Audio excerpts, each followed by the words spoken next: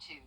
At Tile Center, we offer the area's best selection of quality tile and stone products, exclusive designs, expert staff, and amazing customer service. Are you overwhelmed with all the details in your tile or stone project? Don't worry, our team has the expertise to assist homeowners, contractors, architects, and designers with any project. Come see why for yourself at any of our locations at Tile Center or online at tilecenter.com. Your tile and stone experts. I've been involved in The Coffee Club on News Channel 6, sponsored by Honda Cars of Aiken.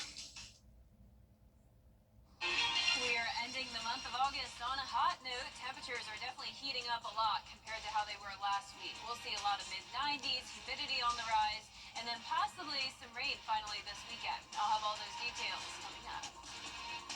Live from Television Park, this is WJBF News Channel 6 at 5:30. Good evening, everyone. I'm Dee Griffin. Thanks so much for joining us for your news at 5:30. Topping today's headlines, more mosquitoes are pestering the CSRA. Recent rainfall has created more breeding ground for them. The Richmond County Mosquito Control has been making rounds to stop them. And if you need to set up an appointment with them, call 311 and also visit our website for how to prevent the pests. Plus, Augusta City Commissioners are seeking to help the city look better. Code enforcement is currently under the Planning and Zoning Department, but 2 commissioners are looking to change that. They are scheduled to debate Tuesday on who's in charge, and we'll definitely be covering that. And it's been 4 months since Allendale police officer Sergeant James Hall was shot in the line of duty. Hall says his wife and children have been the greatest help in his road to recovery. No subjects have been arrested in connection to the case. More at 6, but first, coverage you can count on begins with more on mosquito troubles now in the Palmetto State. Gabby Jonas on how Myrtle Beach is tackling this big problem. President of the South Carolina Mosquito Control Association, Johnny Bruton, says that the city of North Myrtle Beach has laid out 10 mosquito traps throughout the city, testing for any mosquito-borne illnesses like the West Nile virus. Bruton says wearing light-colored clothes, mosquito repellent, and long sleeves can help prevent the risk of mosquito bites. He says if you do get bitten, watch out for symptoms of mosquito-borne illnesses such as West Nile, Eastern equine encephalitis, or dengue fever. Some of those symptoms include stomach pain, fever, headache, sore throat, muscle aches, nausea, vomiting, and diarrhea. Bruton says there are some things you can do to keep mosquitoes out of your yard. Anywhere there's standing water, at your home, if you've got gutters that are blocked, if you've got bird baths that aren't being cleaned, children's toys are a big breeder of mosquitoes. Anything that will hold water for a long period of time. For years, South Carolina has had trouble obtaining lethal injection drugs due to pharmaceutical companies' concerns that they would have to disclose that they sold the drugs to officials.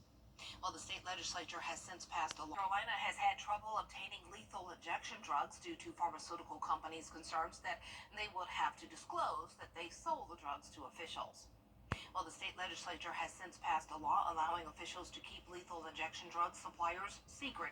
In July, the state Supreme Court cleared the way to restart executions, and an inmate on death row who is accused of killing a store clerk in Greenville in 1997 will likely have the choice to die by lethal injection, electrocution, or by the newly added option of a firing squad.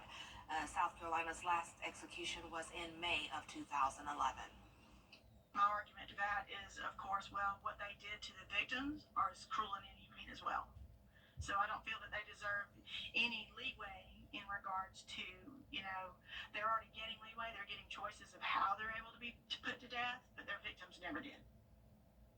The decision could be appealed. As many as 8 inmates may be out of appeals, and are awaiting execution dates. South Carolina has not put an inmate to death again since 2011. In Spartanburg, District 2 is remembering Ethan Harrell, a student and baseball player at Boiling Springs High School who was killed in an off-road vehicle accident. A highway Highway Patrol says Harold was the passenger of an off-road vehicle that crashed on Sunday night on Hardin Road. They say the vehicle overturned and Harold was flown to the hospital before he died Monday morning. In a statement, Boiling Springs High School principal Zach McQuaig says Ethan was a great teammate, classmate, and all-around terrific person who left a lasting impact on his coaches and teachers. Well, time now for a first look at our weather with Chief Meteorologist Jonah Petracci. And Jenna, things really warmed up toward the end of the month. Yeah, it was pretty hot over the weekend, different from how we had last week with the cooler temperatures. So you can already see that we are on a warming trend right now, and it will only get hotter than this. Right now on our Terry Lambert Hyundai Skyview cam, it is partly cloudy out there here in Waynesboro. Temperatures are in the low 90s. We are down to 86 though in Allendale, 91 in Augusta, 92 in Louisville, 89 in Millen. Evans, you're at 91, 92 in Sparta, and 91 in Lincolnton. The relative humidity still not very high today though, so the dew points haven't quite risen as much as the temperatures have. We're sitting at the low 90s to mid 90s for that heat index, except for Sylvania, 99, and hot in Wrightsville and Bamberg as well, but that feels like temperature of 97. Satellite and radar showing some clouds, particularly for some of our southern lying counties. No rain though, so we are on a pretty long and dry streak with high pressure overhead, keeping things dry and also hot. So this is also acting as a heat dome for the eastern half of the country. Scattered showers and storms in southern Georgia and down in Florida.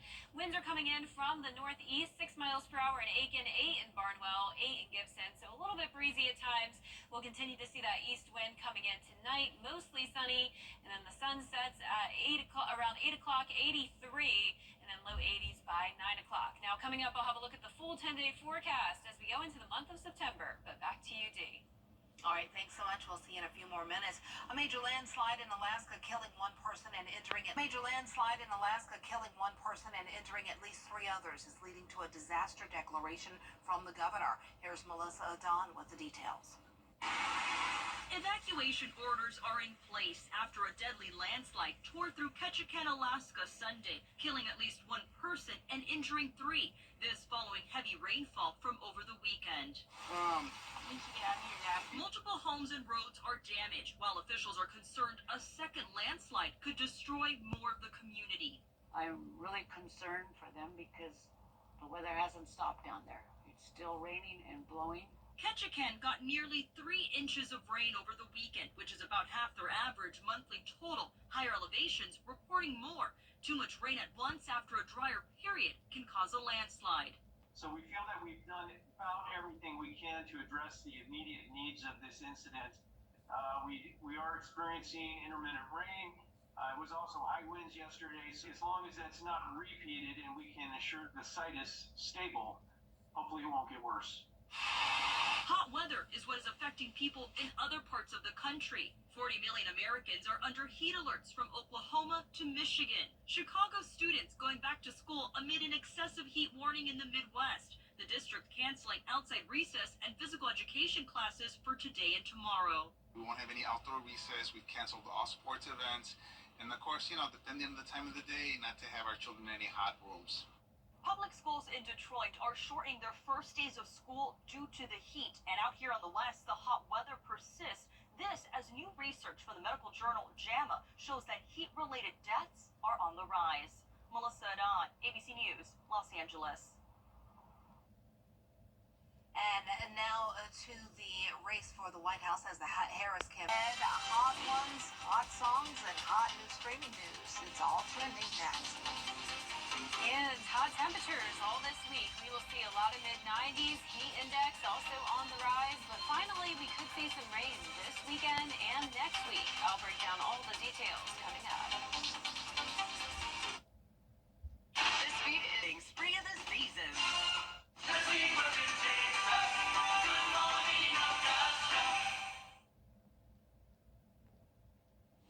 Welcome back, everyone. It's time now for a look at what's trending. The latest episode of Hot Ones had a different kind of guest. Take a look. No pressure, Donald, but I think the fans will want to see you take a bigger bite, especially after that baby sauces claim. Come on. What do you say? I'll even follow your lead.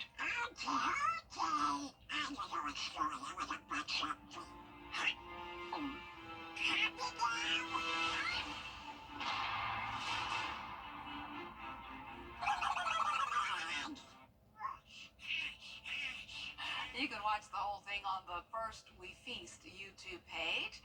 And I love Donald Duck, so I enjoy watching whatever he pops up in online or on the movies or on TV. He's one of my favorites. He is hilarious. Donald Duck never gets old. Here's Mickey to the rescue. Mickey's always coming to the rescue. You can see I'm a big Disney fan, of course. Well, singer-songwriter Post Malone riding high on the top of the pop charts once again as he goes country in his new album F1 Trillion. Here's a sample of one of his new songs. Girl, I'm one hell of a night, yeah, but I ain't the devil I've been. The album is #1 on the Billboard album charts. It's sold more than 250,000 copies in its first week. It's been streamed 213 million times. Post Malone has been everywhere this year, turning up as a guest on both Beyonce's country album Cowboy Carter and on Taylor Swift's The Tortured Poets department. So Post Malone is riding high, and good for him. Good for him.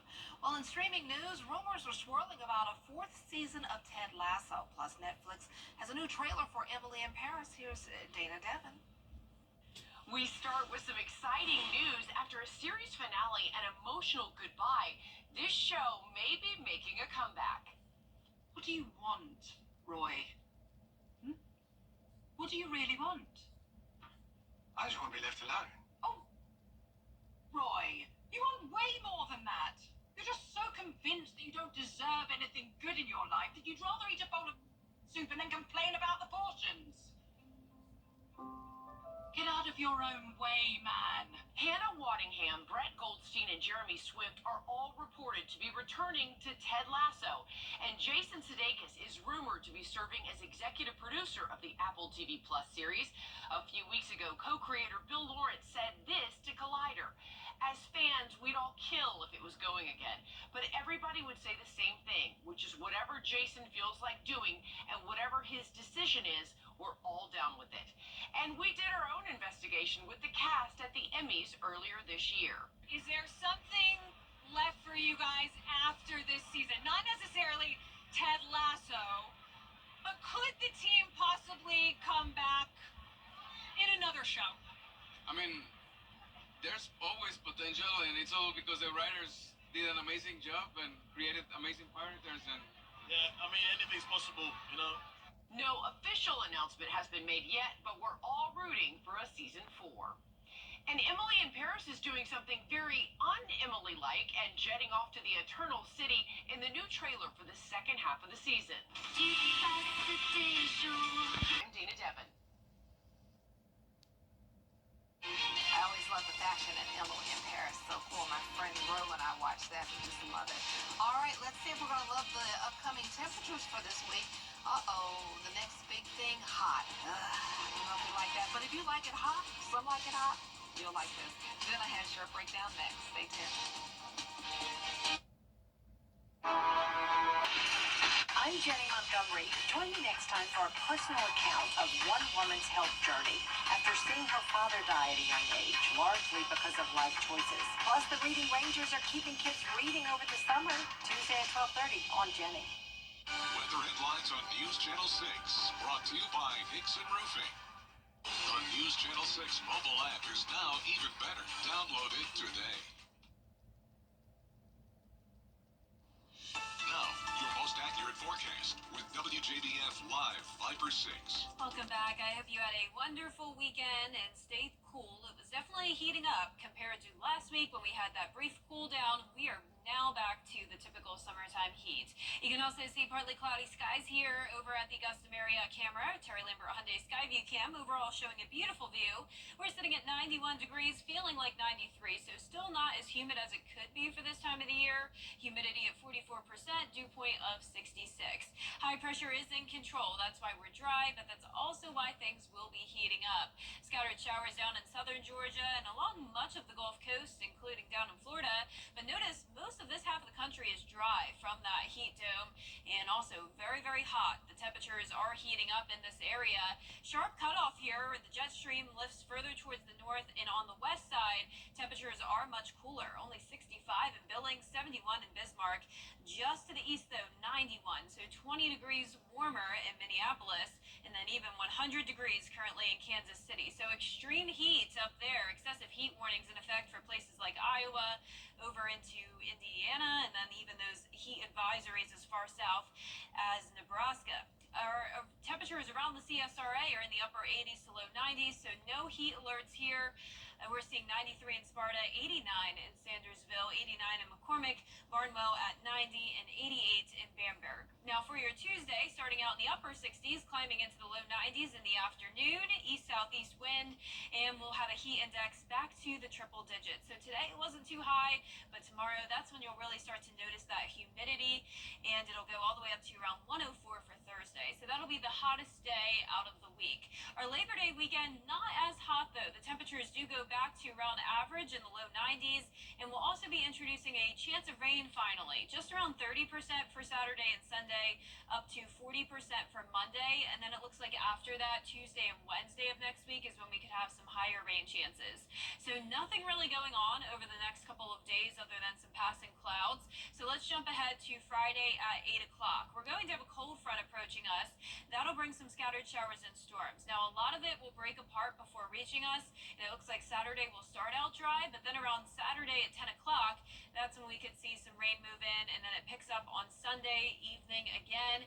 And as this cold front stalls out over the area, we'll still see those rain chances into the following week. Now, a quick update on the tropics. The good news is that we don't have any tropical systems expected to form over the next 7 days, but as we go into September, that's when we get towards that peak of hurricane season, so we'll definitely keep you updated. Lows tonight will be in the mid-60s to low 70s, and our highs tomorrow will be in the mid-90s for a lot of us, low 90s further south. Plenty of sunshine over the next few days. It'll be a beautiful work week. Just remember to stay cool and hydrated. Over the weekend, for your Labor Day weekend plans, you may want to keep an umbrella with you, keep an eye on radar, a few storms around, and then some higher rain chances by around Wednesday of next week. All right, well, thanks so much. All right, stay with us. How one rapper is getting back to his community after the break.